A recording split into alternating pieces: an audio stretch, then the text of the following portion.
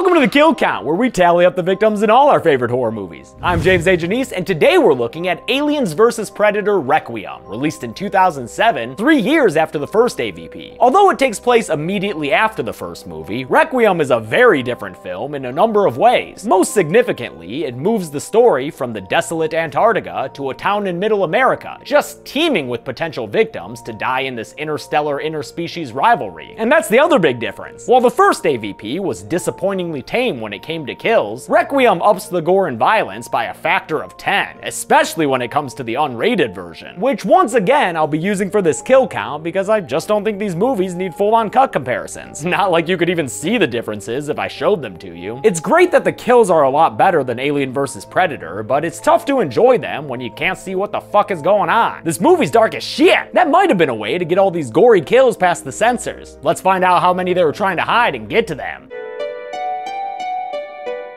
The movie begins right where the last one left off, aboard the Predator spaceship on its way home from Earth. We all saw the last movie, so you know that Scar's body there is home to a nasty chestburster inside, and that chestburster grows up to be a cool-looking Predalien. Well, I mean, it would look cool if you could actually see it. Hey yo, other Predator cleaning bones and shit. Could you turn on a light in your spaceship? Might help you see that Predalien creeping up behind you. Oh, he did. And so is this other Predator we see getting killed in thermal vision. Damn, Predalien, you getting this party started right on time, huh? A third Predator misses with this PLASMACASTER, and that damages the ship enough to send it crashing back to Earth, where Michigan like, high five! Sadly, this movie doesn't take place in Michigan, but rather Gunnison, Colorado, where this dad and his kid are hunting deer. Both probably high out of their minds. Coloradans, right? They bear witness to the Predator ship crashing in their woods, so they go and check it out. Whoa, Dad, you think they got any munchies in there? Nah, just some gross-ass face huggers. And that shit-for-aim Predator who's lying there injured and sees the face huggers escape. That Predator, named Bull, I guess, makes a phone call on his doodad wrist before getting finished off by that crazy killer Predalien, who's starting this movie with a triple kill. The escaped face huggers prove to be equally effective when they quickly find the hunting father and son. One gets shot by the dad, Buddy, who then gets hit by the alien's acid blood, which dissolves his fucking arm off. Awesome! Then another face hugger hops on Pop, and the kid, Sam, ends up being equally unlucky. Later on, Sam wakes up to find his dad, Buddy, battling indigestion, and neither of them are able to escape the fate of some CGI chestbursters, who kill them both with a bunch of blood. Yeah, man, they killed the kid. Requiem ain't here to play, son. The distress signal from Bull makes its way back to this Predator chilling in a fortress back home, and after seeing that this is a job for upper management, he suits up and arms himself to go take care of business. This Predator is actually named Wolf, after Harvey Keitel's character in Pulp Fiction, who was also called upon to fix a nasty problem. Oh man, I shot Marvin in the face. Why the fuck you do that? Oh, and shit, is that the Predator's home planet, Yautja Prime, that he's taken off from? Show me more! The movie takes a break from the action to introduce some of the residents of Gunnison, Colorado, but honestly, neither AVP movie is strong when it comes to character depth, so let me just run through them real fast for you. Eddie Morales is the sheriff of Gunnison, so it's kind of ironic that he's good friends with Dallas Howard, who's a recently released convict. Also, how are you about to name another guy Dallas in your Alien movie? This dude ain't no Tom Skerritt. Dallas's younger brother is Ricky, standard name for younger bros, and he's got the hots for a chick named Jessie, who is literally nothing more than a sexy love interest. And standard for that role, she's also got a douchey boyfriend who's named Dale, who beats up Ricky with his friends cause, you know, they're the bad guys. Oh, what? You want more characters? Okay, here's Kelly, a soldier returning home from Iraq to a husband who's been missing her and a kid who barely knows her.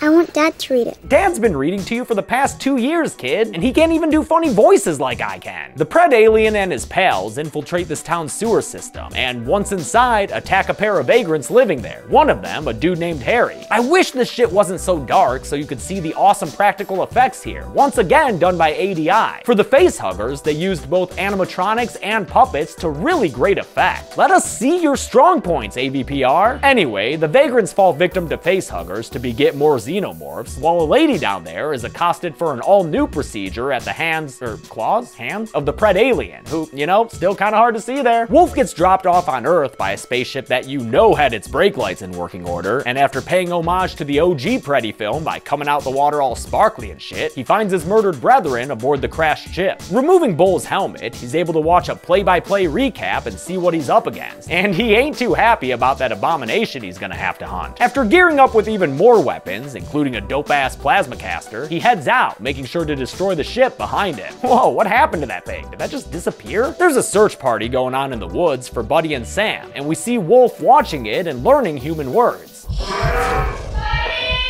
But unlike in the first 3 Predator movies, nothing ever comes of this talent, and it's never brought up again. We do see Wolf use a blue juice, but it's not the same stuff from Predator 2 that the city hunter used to kinda heal himself or whatever. This stuff is instead some kind of ultra Windex cleaning solution that Wolf uses to dispose of the evidence that the PREDALIEN left behind, completely dissolving the bodies he finds. Way to clean up Mother Earth, Wolf. And it ain't even your mother. When Deputy Ray of the search party comes across Wolf, the Predator goes into predating mode and in no time at all murders the young cop by stabbing him through the back with his wrist blades. Invisikill. Flawless victory. The next day, Eddie finds out that Ray never came home to his pregnant wife Carrie, so he goes out into the woods and finds the Predator's prey strung up from a tree, stripped of his skin in classic Preddy fashion. Wolf is still hot on the XenoPred's trail, and down in the sewer, he comes across the remains of Harry and other guy, the vagrants who got face-hugged and subsequently chest-bursted to death. I'll also include that woman on the count now, since she'll have been bursted by this point too. It's a pretty messy situation, but nothing a little elbow grease and blue juice can't take care of. Wow, that stuff works wonders on calcium. But what about lime and rust? Deeper into the sewer tunnels, Wolf gets attacked by some xenomorphs. He kills one, which as you know by now, doesn't go on the kill count because it's a buggy-ass xenomorph, and is about to open some whoop-ass on another 2 when the PREDALIEN shows up to save its half-siblings. The warrior xenomorphs escape out of the sewer, as does the PREDALIEN, leaving Wolf no choice but to follow them after he beep-boops on this power punch glove. Yeah, it's a stupid name for a thing, but at least this extraterrestrial ass-kicking is getting taken to the streets. They wind up at the diner in which Carrie the pregnant widow works, and on her way out, when she hears a noise coming from the kitchen, she goes back there to find the cook Richie getting his skull and spine ripped out by the PREDALIEN, out of focus and in the extreme foreground.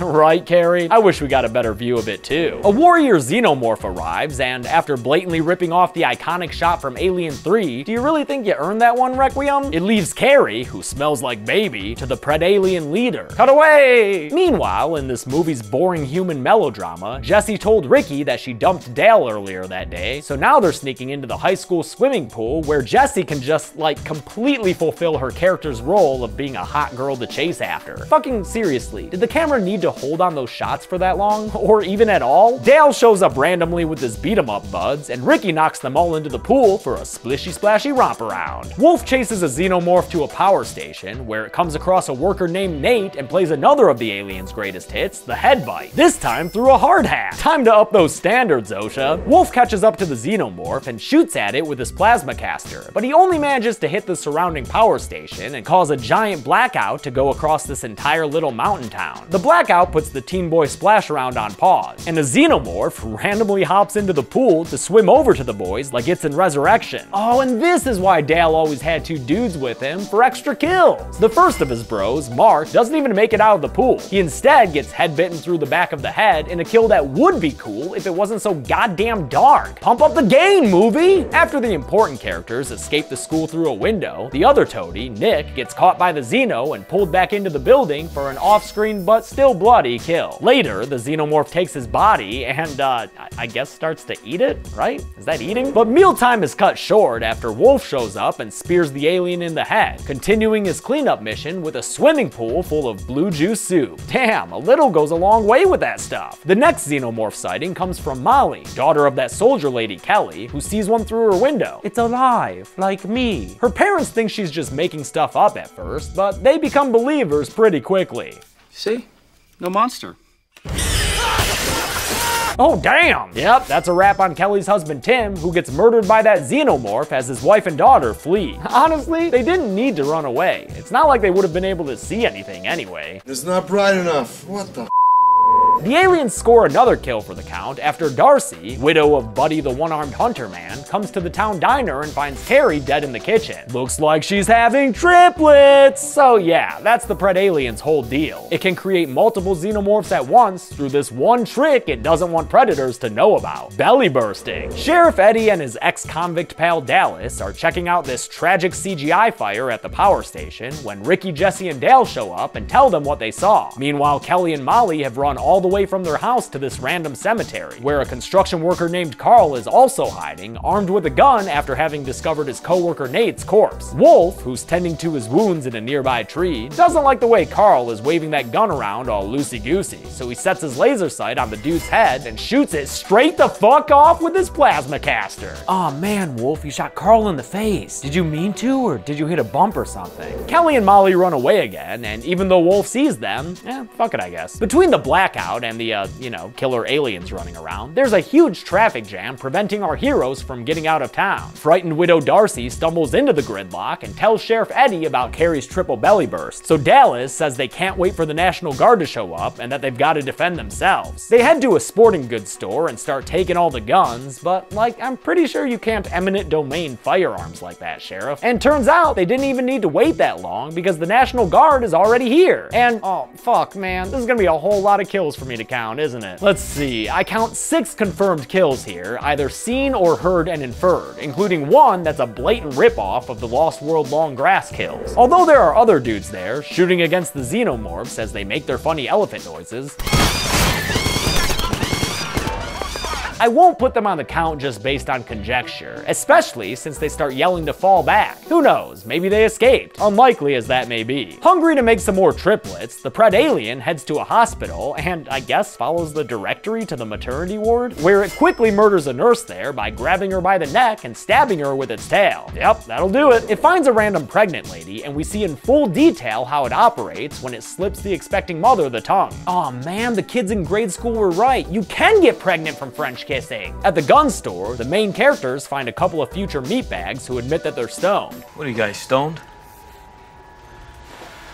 I grabbed some rifles. Wait, no, they just said they were stoned, dude. They're also joined by Kelly and Molly, so at least all these damn people will be in the same place from now on. Wolf attacks Dallas, but turns out he just wanted to string him up as bait to lure out a xenomorph, which the Predi makes short work of by half decapping it with his wrist blades. Everyone runs in and sees Wolf, but of course, the only two who get killed right now are those stoners we just met, when their heads get blown off by Wolf's PLASMACASTERs. See, this works. We can still root for Wolf because we didn't even know those two dudes. So, fuck them and their grieving families, right? And as okay as it would be, Wolf doesn't get to kill douchey Dale directly. Instead, while the other characters get away through the back, Dale gets attacked by a xenomorph, and after Wolf shoots the bug with his cannon, the resulting blood rains down into the broy boyfriend's face and gives him a gnarly death with melting eyeballs. We've come a long way from AVP's PG-13 rating, dude. At the hospital, a doctor comes into the maternity ward to find that one pregnant woman having already been belly bursted, and another right in the middle of the process. Oh, and that one looks like quadruplets. Damn, PREDALIEN, did you even budget for that? The PREDALIEN did not budget for quadruplets, and it takes its stress out by headbutting the doctor. Did that make you feel better about your financial anxieties, PREDALIEN? Yeah, I didn't think so. The human characters find what's left of the National Guard equipment, though as they point out, there are no bodies in sight. Where the hell are the bodies? Nothing for me to count here. They rearm themselves and use a satellite phone to call the army, where a dude named Colonel Stevens answers and tells them they'll be sending an airlift to a rendezvous point in the center of town. Oh man, you can't trust the G-Man when it comes to alien containment, y'all. On their way to the rendezvous, with Kelly driving the tank, their word, not mine, so don't comment telling me it's an APC or some shit. She comes to the same conclusion that I did. I think the Colonel was lying.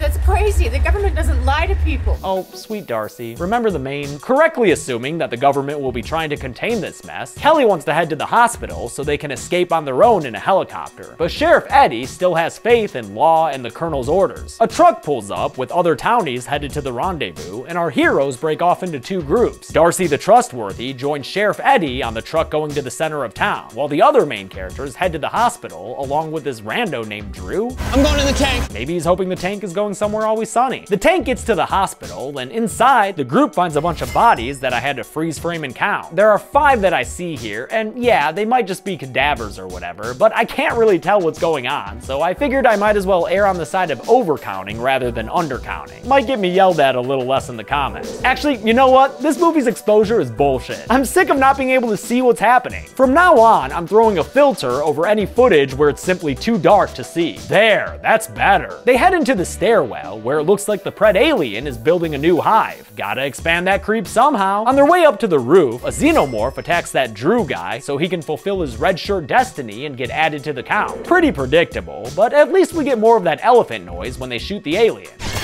I love that stupid noise, which was apparently captured by accident when someone recorded a peacock screech at the same time a baby elephant trumpeted. So thanks, Dumbo. Outside, Wolf has arrived at the hospital, and luckily, he has the keys for the place.